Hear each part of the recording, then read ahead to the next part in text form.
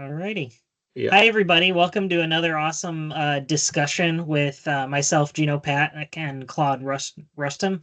And we have another awesome guest, a Microsoft MVP named Malcolm. And we're here today to talk about Dynamics 365 for sales, or the Dynamics 365 CE platform. And we're going to go ahead and dive into that a little bit today. As mentioned, my name is Gino Pack. I'm a solution architect at Innovia Consulting.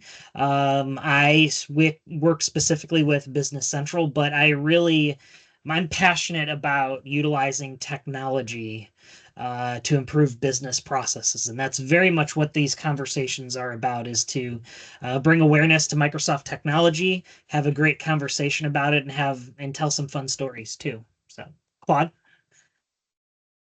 Look, Gino, we don't have a lot of people working on Microsoft Dynamics CE. Then we are lucky to have Malcolm today with us to We are. spread education. Like, it's not easy. First, he's giving us from his time, and I know how he's busy. Thank you, Malcolm, for being with us. And I love talking with you as usual. My name is Claude Ristom. I'm a senior application consultant for Microsoft Dynamics Business Central at Innovia Consulting. And I'm very happy to have both of you, Gino and Malcolm, with us today to know about Microsoft Dynamics CE. No, not CE, sales. CE. We don't know. Malcolm will explain to us why is this. Go, Malcolm. Awesome. Well, I am honored and excited to be here. Looking forward to chatting with you and setting the record straight, I guess, in terms of sales or CE and so on. But I am the practice lead for our Dynamics 365 CE division here at C5 Insight. And again, super excited to be here and appreciate the invite. Thank you.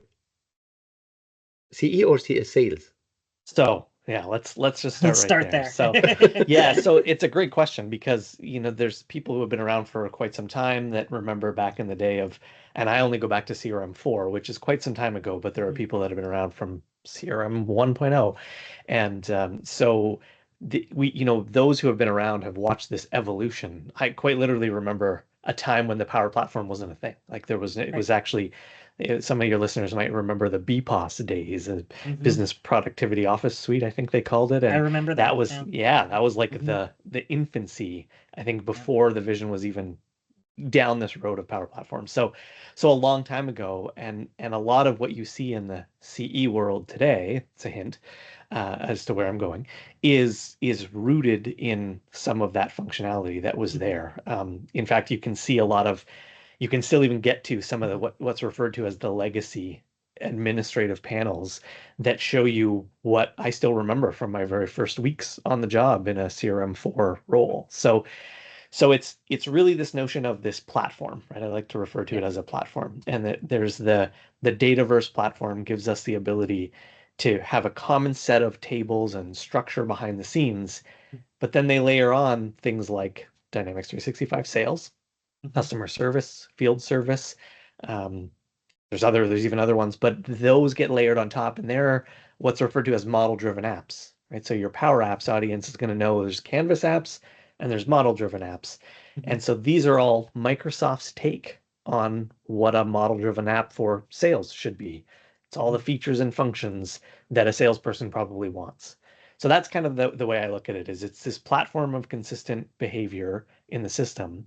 And then it's Microsoft's take on here's everything a sales or a customer service rep is going to need to manage that data.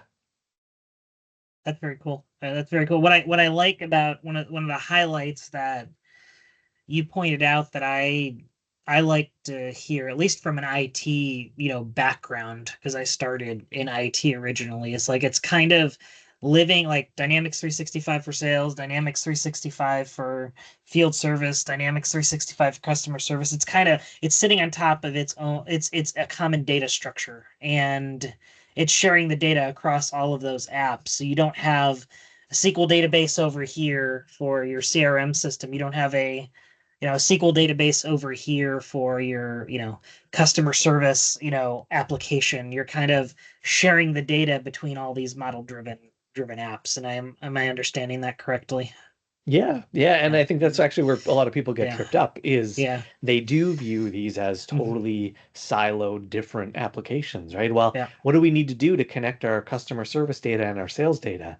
Right. And the fun answer to that is you don't really. It's kind of the same database, right? A contact in sales is going to be a contact in your customer service dataverse environment. And so that's a great part of it. The other really exciting thing I think for me is that Microsoft says, okay, here's what we think you need. Now here's the toolbox. Take the toolbox and use our tool and make it what you as an organization truly need, right? Claude, you had to refer just sort of offline about, development work, and you don't really need to be even a developer to be able to say, okay, I'm going to need a set of new fields. And those fields are going to have different types and they're going to behave certain ways. And there's going to be rules around those fields. And we can even go so granular as to say, if you're a user with this security role, you're going to see the data structured this way on the form. But if you have a different role, you maybe need data a little bit differently and you can have a separate form. And those two experiences, although they're based in the same dataverse, so the same data model, they give the user what they truly need. It's that role-tailored design that we hear a lot about. Very cool. Perfect. And let me talk in general more, Malcolm, because you are an MVP of Microsoft. Like Microsoft is dividing their business application into three big one. Like we have the ERP Word. It has multiple ERPs. I don't want to go with the names, but and the other one is Microsoft Dynamics Sales that have like probably multiple sub-module, like the CRM, one of them, the other one at the field service and other applications. And we have the Microsoft Dynamics the Power Word, like Power Automate, Power Apps, Power BI, all this. Correct? But today, I don't think we have integration, like a real integration between two of them and the ERP. Like the ERP is not on the same database as the other two. The other two are on separate database. And here, like we are still working on APIs and all this. Probably we will talk into details later on, but do you think what I'm telling is correct or it's not too correct? No, I think you're on the right track, right? And we see this a lot in our work that you've got your CRM data and then you've got your ERP data, and it's kind of they're separate siloed pieces of information. And I think a lot of times in communication, it can be made to sound as though they do share a common data service and they do share that common data model. And there may be alignment between the fields, but they are not their same database the way I was just describing it from the CE side of things, right? Field service, customer service, sales, it truly is connected to the same data. Whereas the BC side, if we use that as a specific example, is not really connected. And because of that, we get a lot of requests for like, well, how do we integrate these things and how do we pull them together? So yeah, you're definitely on the right track there. Perfect. And here a question for you both. In Microsoft, we are Microsoft Dynamics Business Central implementers. And in Microsoft Dynamics Business Central, we have a small CRM. Like you can create contact, you can send an email directly from Microsoft Dynamics Business Central. You can do a marketing and campaign in Business Central. You can do like some sales price and discount management in Business Central. Why I'm a customer? How can I take a decision if I have to take CRM or Microsoft Dynamics CE with my ERP, or I can keep my ERP running alone? If Gino, if you can give us what we have in Microsoft Dynamics Business Central as CRM part. Yeah, definitely. Now, so, Dynamics 365, let's first start what the market is for Dynamics 365 Business Central, or those of you who've been around for a long time, NAV. It is truly meant for it's geared towards small, medium businesses. So what it is an all-encompassing ERP system that has all the common modules to run your business. And part of that is a sort of a built-in CRM system, although Business Central doesn't call it CRM, it calls it relationship management because it's meant to be lightweight. It's meant for lightweight sales to be able to manage your contacts, manage your interactions, manage your sales opportunities. It has some campaign management and task management built in as well. But, and it's really, like I said, it's really meant for smaller businesses, but it does a lot of what a traditional CRM system can do. But it could be missing some major things like sales pipeline management and more advanced sales campaigns and linking into, e-commerce or your sales channels to ensure you're getting the proper data. Those are things that advanced CRM systems can typically do that Business Central does not do.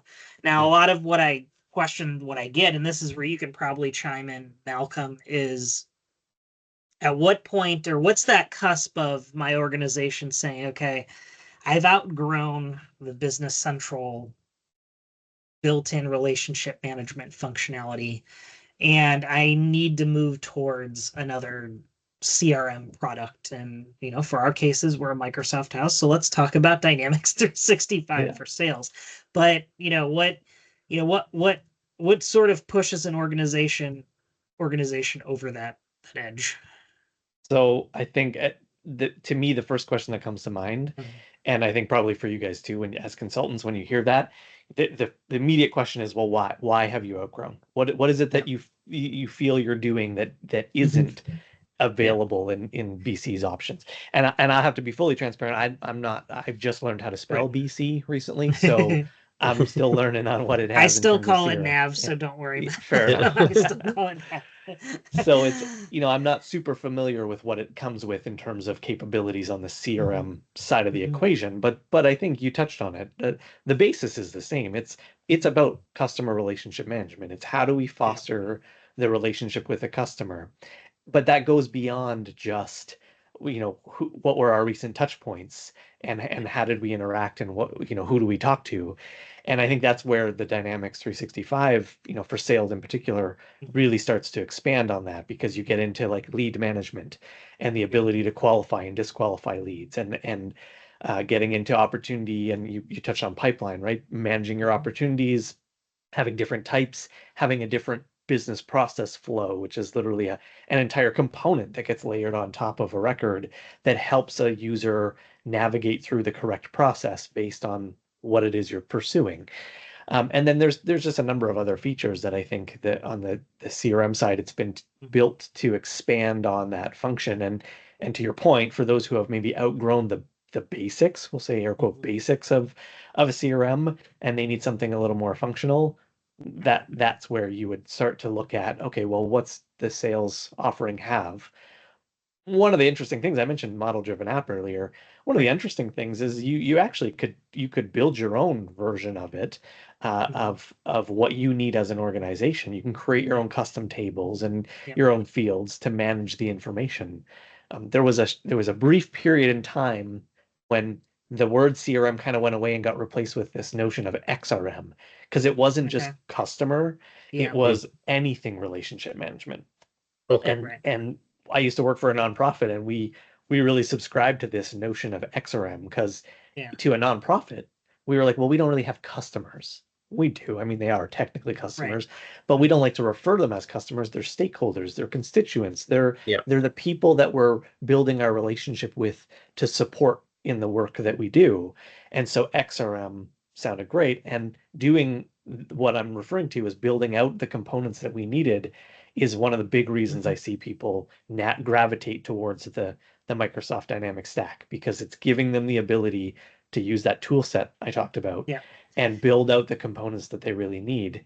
My understanding is on the BC side, you don't have quite the same level of flexibility to be able to do that. Correct. When you take in the BC side, when you look at relationship management, and I love how you took it back a little bit and say, okay, let's not focus on sales. You know what I mean? Because it truly is relationship management. It's how you're managing, how are you managing the relationship between all your different constituents, no matter what type they are, so you have, in Business Central, it's really just you're managing, two different types of relationships: customers or vendors. That's really the two relationships you're Yeah, I limited didn't to. know about that, Yeah, Gino. yeah, Malcolm, for yeah, example, XRM, let us talk XRM, says we know that what CRM or what XRM can do for the vendor management, for example, what is included in the CRM to manage my suppliers? So I'm going to give you such a consultant answer, right? Well, it Yeah, depends. What do you want it to do? yeah. So that there's lots of stuff. I mean, when you boil it down, and I'm a big fan of trying to like get down to the simplistics and the basics. right. When you boil it down, you're trying to say, we've got this vendor, this is why they exist and what they do for us. Mhm. These are the people we interact with at that vendor, and whatever other information it is you need to do, right? Whether it's you're ordering things, you're sending them POs, you're whatever it is you're doing with them, you have that capability to kind of build that business process out using the Dynamics table. Now you can use Yeah, the table structure that they give you, or you can expand it and extend that table structure and say, yeah. well, we have this really unique thing that we do with this specific vendor, so we're going Mhm. to build a table to house the information that we need so that we can Mhm. manage that part of the process with them. Yeah. So And, kind of a non-answer, right? But I'm sort of saying like it sort of depends on what it is you yeah, you need to manage with that customer, and then you just yeah. build it out and tailor it. And And I we think have that's some one of the, oh, go ahead. flexibility, correct? We have some flexibility here. Lots. Like, Yeah. okay, perfect. Go, Gino. Yeah. And I think that's the key word, is flexibility in your business process and how you're managing your different relationships. And like I said, Business Central is pretty strict when it comes to, you have a vendor and you have a customer you have a company relationship type. Those are kind of the three different relationships you can manage out of Business Central. You can extend Business Central. That's the great thing about, the Business Central platform, is you can extend it, but being able to build your relationship management system around your business processes is not as easy in Business Central as it would be on the Dynamics 365 CRM or sales platform. So, or whatever type of relationship you're trying to manage.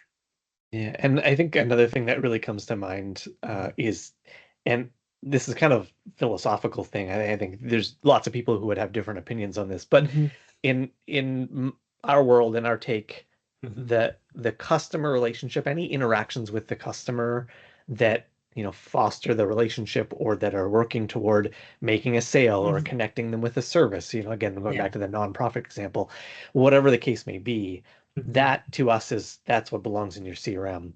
And we Yeah. view the ERP side of the equation, regardless of tool, as that back end functionality that Hmm. you don't really want to mess with, because there's some Right. pretty important critical Yeah. rules, laws, frankly, governance components that need to be respected. And Yes. we don't think it's a great idea to be monkeying around too much with that, because the more the more moving parts you have in there, the more risk of error and concern, and you don't want errors and concern coming up in your accounting data, right? Hmm. So that's kind of how we look at it. I mean, that's a Yeah. perhaps maybe a little bit too narrow of a view, but that's kind of part of why we look at it the way we do. I think that's a good point. Um, if today we are trying to implement ERP and CRM, which one should be integrated before, or can we go in parallel with Oh, both? Because in one of good question. my pre-sales meeting, it was like, no, no, no, no, don't do CRM. We will do ERP. We will do everything here. Hmm. Then you will do the CRM. Can they go in parallel together? It is my opinion that they can definitely go in parallel, but there are some key intersection points that Hmm. we're going to have to slow down or stop and Hmm. wait for things to come up to speed, right? So when we talk about like our managing our business process and what's our lead, what are our definitions around lead and how are we treating Hmm. leads and what data are we Hmm. collecting, we can be moving forward on that. While the ERP side of the equation is building out the product structure and making sure that we've got the right types of products and the right Yeah. I don't know, in ERP speak. So some of the invoice capabilities and all the ERP stuff, while that's moving forward. But when we get to a point where we start to interact with products, for example, on the Yeah. Dynamics side, Yeah. products are likely to be maintained in ERP, and we're going to consume those over. So that's that intersection point number one that I would think is going to come up, where we're going to say on the CRM side, we're going to kind of slow down or pump the brakes a little bit on building out the products component of opportunity management Yeah. until we have that integration ready, or at least we know the structure that the products Yeah. are going to take on the ERP side, so we know the right Yeah. metadata and fields, which we can then build out, and then we can kind of proceed. So there's areas of if you're a race car fan, which I'm not, so it's really weird that I'm using this analogy, Yeah. but it's the caution flag, right? There's going to be Yeah. periods, laps Yeah. where you're going to see the Yeah. caution flag. Yeah, and I think that's a good point because I just came off of a recent implementation where a big part of what we did was data governance. Okay, what system owns what data? Is your ERP going to be the housing of, so think of like your master data as like you need to come up with a golden record of your customer, golden record of your, your products, a golden record of your vendors, and you have to decide who owns that data or what system owns that data. Those are critical decisions you need to make. And if you can make those decisions, yeah, that sort of drives whether you can do this parallel or you need to put one system for the other. Another thing is resourcing. Does your organization have the resourcing capability to run both projects in parallel, or do you have to do the critical pieces first before you can take on the less critical? So those are decisions just from like a IT management level that, you need to consider when implementing two systems parallel or separate. Excellent call out. And I know you guys Yeah. mentioned you Yeah. had a session about change management, so this probably Mhm. came up. But just Yeah. what also is the human capacity for change, right? Right. We're talking about changing business, Mhm. even if we're coming from, hey, we have next to no system behind any of what we do. It's all in Mhm. spreadsheets and emails. But rolling something like this is a massive change. And so, Right. does the organization have the capacity, the resource capacity, but also just the change management capacity to manage this, adoption of this new platform, or these new platforms, if Mhm. looking at multiple? And that's a really important question, in my opinion. And I Mhm. think one that often gets overlooked. It's like, oh yeah, well, it'll be fine, it's going to make life easier. Mhm. It will, but there's training, there's challenges that are going to come up Mhm. as you're adopting this new Yeah. technology, and you have to account for that. Well, I mean, most organizations, I've had when I've worked for the end user, I've, had the pleasure of, an ERP project being the only thing that I'm working on. But a lot of the users are in the organization have an 8 hour a day job that they have to do on Sure. top of whatever additional tasks that they put on for a software implementation. So, Great. mhm, Okay. mhm, Then usually when we are talking about implementation for a customer, Malcolm, if we are talking about Business Central, it can be from implementation time from 6 months to 2 years, 6 months Hmm. to 2 years. For Microsoft Dynamics supply chain, it can vary. Correct me, Gino, for the timing because you mhm. implemented both from 1 year to 3, 4 years. What Yeah. about CRM? Is it something like a plug and play in 2 days you can go live, or no, Oh, it's like a year or months, or what is the timeline for implementing? excellent. You ask good questions. So, so again, with the whole consultant thing, like, oh, well, it depends, but it boils down to complexity, which I'm sure it is on the ERP side too, right? How complex is the business? Mhm. And so I've seen everything from, quite literally, just recently this year, we did a 2 month implementation. It was very basic and minimal, modification required, and away they went. And then they're going to iterate over time. And I think that's a great approach in some scenarios. But I've also seen rollouts that take upwards of a year, right? That the plan Mhm. is, there's so much complexity and so many elements that need to be built, and just discussions that have to happen internally to make some decisions on certain pieces extend that whole Mhm. timeline. it's framed as a tool that you could just plug and play, right? You could turn it on and start using it. Okay. And that technically is true, right? Yes, you definitely could turn it on. I've yet to run into an organization. I've been doing this for a long time. I've yet to meet an organization that doesn't have at least one, and I don't even know that I've met one with only one field of information that they want to make their own, right? They need, well, we need this data to be in there, whether that's a change to an existing list and they're like, those values don't resonate, we need these values instead, or no, we need this whole set of data and we need a whole custom table, or we need a whole set of new fields on the opportunity or the account. That's always a consideration. And so the timeline is going to be directly dependent on, well, how much of that are we doing? Because if we're doing a handful of fields, we can do that short deployment. But if there's a lot of complexity involved, you can do it.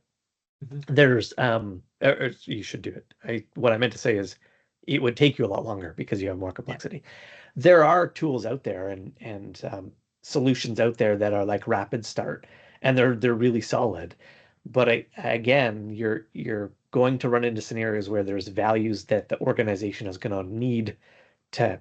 You want your system to live and breathe your data and your information, right? And so because of that, you're going to need to take some time to customize those elements and make it feel like I'm not just using some stock system, I'm using our internal CRM system that's built for our needs as an organization. Okay. Gino, talk about like source of truth for the data. Like we have ERP, we have CRM. Probably some companies have a PIM software, like product information management. They are creating all their items there. Do we have any integration with any PIM in like out of the box between Microsoft Dynamics CRM and any other PIM, or we don't have this integration out of the box? That's a great question. I don't know the answer to that. I don't know if there is one specific to a PIM, but what I can tell you is there are an immense number of solutions, ISVs that provide all kinds of functionality. So I would say that there's probably one out there that does it. That's not a need that I've run into in most organizations that we've dealt with that have a PIM have that tied to their ERP. Could it be tied to the to their CRM system? Technically, yes, right? We've got things like Logic Apps and Azure, data warehouse and even other just SSIS solutions like Kingsway Soft and so on. Like there's lots of capabilities that you could tie things together. Is there an out of the box tool for that? I would think probably, but I don't know it off the top of my head. And here I have another probably technical question about the implementation. If we are talking about items, and I have the items in both system now, in the ERP and in Microsoft Dynamics CE, and I need to manage the pricing of this item. Like in CE, do we have like an engine for pricing? Like I can do sales price by customer, by minimum quantity, by unit of measure, by variant, or this should be created in ERP and business and CRM is taking these prices from the ERP. Do we have any engine in CE about pricing? Yeah, there are capabilities around that. So items in BC are products in CRM, and there's unit of measure, and you can have varying units of measure, and then even within that, you've got the capability around discount lists, and then you can even what are referred to as price lists and price list items that allow you to sort of say, hey, if this price list, right, it's this tier of customer, therefore these products carry this pricing, but the lower tier, maybe their pricing is a little bit different. When you get into customer specific pricing, that's when you start to get into some pretty complex scenarios. It is my opinion that, as I mentioned earlier, that most of that pricing data, like your ERP needs to be your system of truth for a lot of that, and we should be consuming it. But there are capabilities on the CRM side that allow for that management. Okay, perfect. That's then here we should like the ERP should be the source of truth. We are talking about ERP, CRM, ERP, CRM. Yeah. What is the integration? Do we have any Microsoft integration between the two products? Because both are for Microsoft, like hello, Bill Gates. Do we have integration or we don't have? Yeah, there is one that exists, an out of the box integration between, and we're talking specific BC and Yeah, CRM. So that's that side. There's also on the F&O, or the I forget what they call it now. We'll call it F&O supply side of chain. Yeah. the Yes. equation. Yeah. Yeah, on that side of the equation, there's what's Until called today dual. is supply chain. Tomorrow, I don't know, but Yeah, that's yeah, okay. We'll that's right. see. Supply Yeah. chain. Thank you. Mhm. Well, it's probably changed since we started this conversation, but Yeah. there's a tool, and a similar out of the box called Dual Write is a tool that can be turned on that bring the two Mhm. systems together. They have, in my experience, they have pros and cons. They are really good. I more specifically on the BC side, so that integration that exists is really good and solid at some of the basic stuff. Like, we want our customer data back and forth, and Mhm. we want some basic product data. In our experience, and I think the vast majority would agree with this, but I may be misspeaking a little bit. In in our experience, as soon as you start to add in layers of complexity around business Mhm. process and customers and customer management, that integration starts to fall down a little bit. Yeah. And I'm not really sure why that is. And I don't do a ton of integration myself. I have people much smarter than I that I like, help you do this. And so Mhm. they do it. And that's the feedback we get, is that Mhm. that integration is good for very simplistic, basic scenarios. It does a Mhm. good job, but you have to really think about, where are we going to be in a year, 2 years, 5 years? Right. And are we going to outgrow, to use your term earlier, are we going to outgrow that? And if so, does it make sense to maybe start with Right. something that that leverages some of the tools that are available to us, like the logic apps and things along those lines? Because you could invest a lot of time and build the integration great, and then 8 months down the road realize that you need to make a change, and now that integration isn't going to support you. Well, now Right. you've got to scramble. So does it make sense? So it doesn't make sense to kind of begin with that future state in mind and do that. We would always say, yes, it makes sense to do that, right? Think about the future. Don't Mhm. just think about the here and now, because if you're going to continue to grow and evolve, chances are you're going to outgrow some of those capabilities. They are working on the integration. Then they didn't do it and that's it. Then they are working on doing new versions or improving the integration between the two, if you want, ERPs and CRM, or do you think they stop or they are focusing on other products? Well, I don't, so I think we're going to probably, I would be shocked if we didn't dive into Copilot. So I think that's where the vast majority of energy is going Mhm. these days. Yeah. Okay. But I would like to think, my answer to you would be, I would like to think that they are Yeah. still very much aware that the integration is there. It needs, Yeah. love and care and nurturing over time. And so they are Yeah. giving it some attention. Whether they are or not, I'm not privy to that information. So. Yeah. Be, And be, I would like yeah. to think so too, because Microsoft's, I mean, up until Copilot, we'll talk about that in a second, but really, I mean, that's where, coming from the head honchos at at Microsoft, it's build a Copilot for everything, and we'll get into that in Everything. a second. But for integration, that's one thing that Microsoft has really pushed lately, is making sure that the Power Platform is their foundation for all of their business apps. So I'd have to think that, for my opinion, that they'll continue to enhance that and bridge those gaps between. Yeah, I mean, in reality, it's still very new. I mean, it was only what, 6, 7 years ago that Microsoft finally aligned on, okay, this is our ERP strategy. For a while, they had SL and GP and NAV Yeah, and yeah, yeah. AX, and just recently they're finally to a point where we're like, okay, these are our core ERP systems, these are our core platforms. And really over the last 5, 6 years, they've, really added a lot to the Power Platform, especially when it comes to Power Automate and the Dataverse. And, I've seen things more and more, Microsoft on the Business Central side exposing virtual tables to the Dataverse, so you can consume data, easily see data within, within the Dataverse from Business Central, exposing business events to Power Platform and Power Automate. So, we'll see, we'll see where things go. But I personally have a strong feeling that Microsoft eventually wants to align all the platforms, but I guess we'll see what happens. That's my sense too. I hear like inklings of that, right? That from the F&O perspective, are they trying to Yeah. move it into the Dataverse and things like that? Right. And I think it makes sense. I mean, but it's not a small lift, I think, is the thing people Correct. need to keep in It's mind, right? This isn't mhm, something they can decide and be like, yeah, good idea, let's do it, and then it's mhm. done in a week. These are massive systems that have been around for a long time, and um, there's a lot of stuff tied together in the back end that Yep. needs to be very carefully, methodically thought about and moved. Hmm. It can't just be lifted and shifted, Yep. to use the cliche term. So, Yep. yeah. I know that Copilot is the best subject to talk about with Gino because he love it. Let us finalize one thing about licensing. Like I'm a Hmm. customer, I want to implement CRM and I want to implement Business Central. Should I buy two licenses or can I have, because I'm buying Microsoft, like Yeah. Microsoft product, should I buy two licenses or I can buy one license that will work for both? Dynamics has its own, so the CRM Mhm. side has its own licensing structure. So you Yeah. license it per app.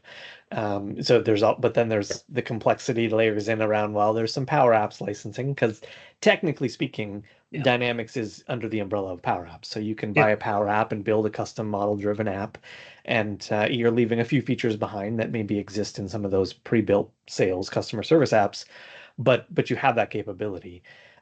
But if I don't know of a license that bridges, like, I'm going to buy this one license that's going to give me access to Yeah. That Mm, sales and BC, right? that doesn't exist, but when we go back to Microsoft aligning its platforms and wanting, people to be all in for Microsoft. Another area from that's not technology related that they do try to do that is giving use rights or license discounts for Attaching, yeah. attachment licenses. That's the word I Yeah. was looking for, Malcolm. Thank you. Yeah, attachment licenses where you can take advantage of other Microsoft products. Like I know with Business Central, you can utilize certain Power Platform or Power App functionality at no charge as long as you are connecting it to Business Central. Hmm. But also I think there's an attachment license where you can get Dynamics 365 for sales. Um, when you're using business, when you're paying for a full Business Central licenses. Well, I'm not going to get into pricing or anything like that because you need a PhD to understand Microsoft licensing, but 100%. I said the same thing.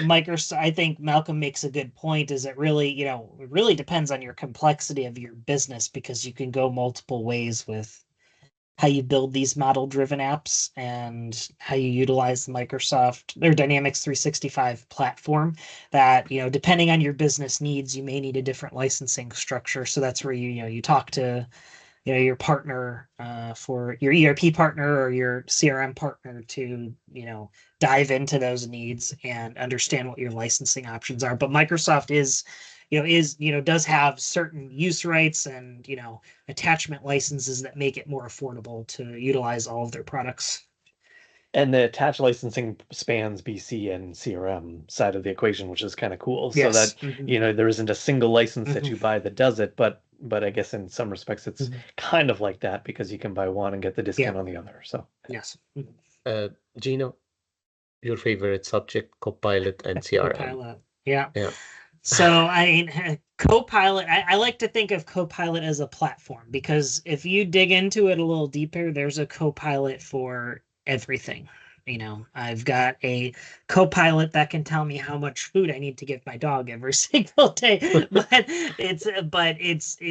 I want to talk specifically about, okay, how is Microsoft specifically taking the Copilot platform and putting it into their Dynamics 365, CRM applications. So maybe yeah. you could talk about that a little bit, Malcolm.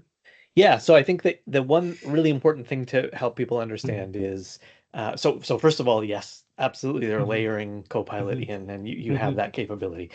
Mhm. The important thing I think for people to understand is there's a difference between in and for.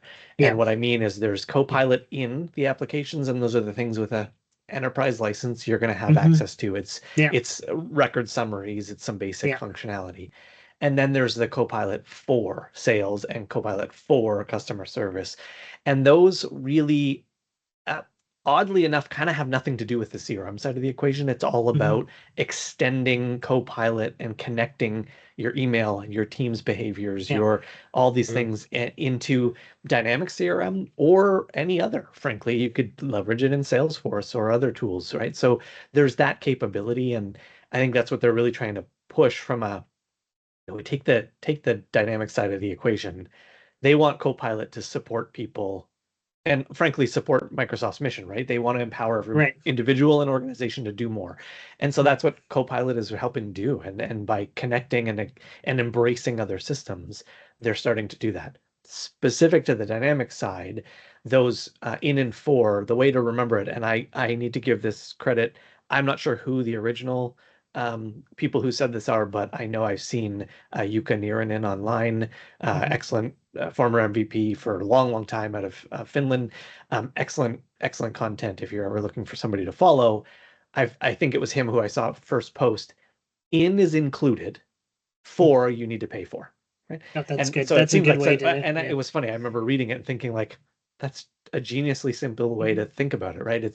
If it's included, it's going to be those features that you get that you just get as part of your license, and you get a little Copilot widget on the right, Right. and you can leverage that tool, ask it some questions about things, and go from there. The for part of it is just going to take that base level functionality and extend it, give you extra capabilities to do some of those things. Again, really honed in on your Outlook and your teams, bringing those things together. Bring all the family together then. Teams, Outlook, CRM, ERP, Copilot, all together in the same. But in Microsoft Dynamics ERP or Business Central, like every release, they are introducing something for Copilot. They begin by like the bank reconciliation, and Copilot was helping reconcile the transaction. Then they did the item marketing description, then Copilot was helping that. Then they introduced the chat with Copilot, like, hey, Copilot, what is the situation of my receivables, for example? Then he will give you like analysis. Then they did the analysis building of our reports. In um, in CRM, do you think it's not advanced like the ERP, or they are putting some small options, or it in the future we will have like analyze my opportunities, or what which customer or which contact should I call for follow up, and automatically it will give me all the details. Yeah, they have some of that today, so that's part of what's going on. In fact, they've had what's called in Dynamics the assistant. It's been Yeah. around, I would think before I think I remember it from before the word Copilot even came up. So, and it's always been this like, hey, here's a nudge on a dashboard. You can put the assistant and there's a nudge saying this opportunity is closing in the next 7 days. You should probably do Okay. something, right?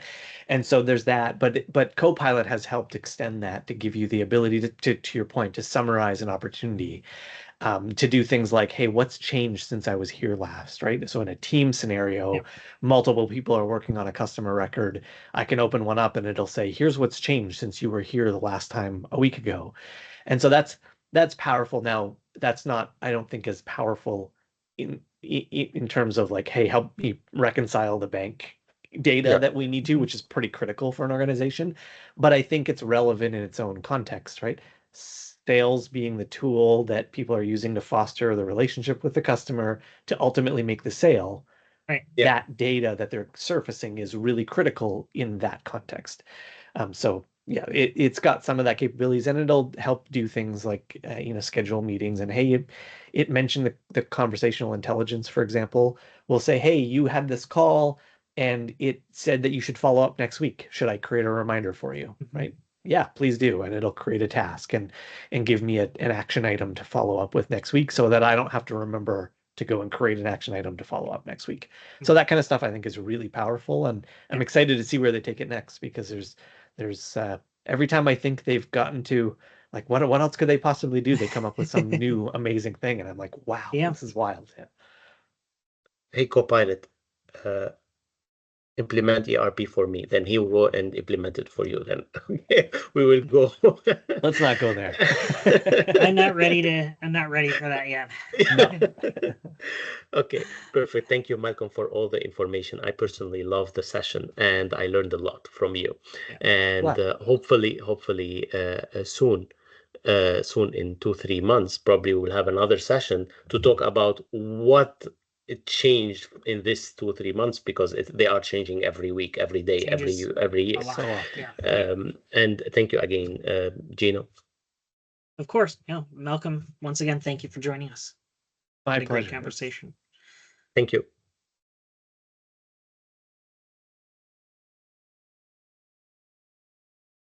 Thank you.